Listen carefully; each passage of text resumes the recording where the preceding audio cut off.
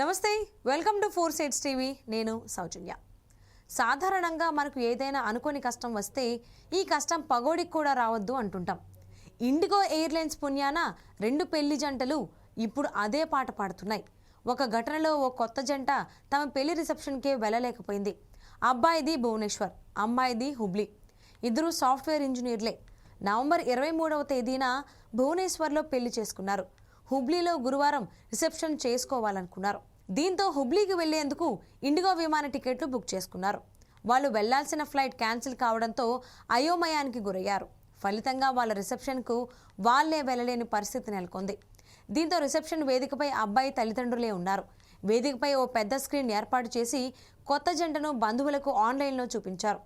వర్చువల్గా ఆశీర్వాదాలు తీసుకుంటూ రిసెప్షన్ను మమ అనిపించారు ఆ జంట. మరో యువకుడి పరిస్థితి మరీ ఘోరం.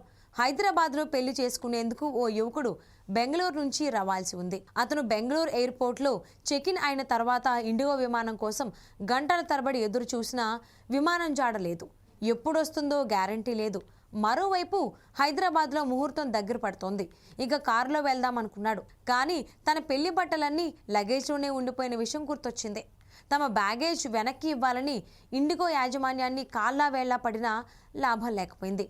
ఎంత బతిమాలనా ఇండిగో టీం స్పందించడం లేదని ఆవేదన చెందిన ఆ పెళ్లికొడుకు ఎయిర్పోర్ట్లోనే బిస్తరేసేశాడు. ఈ రకంగా ఇండిగో సంస్థ ప్రయాణికులకు కష్టాలను సృష్టించి వారి ఆగ్రహానికి గురైంది.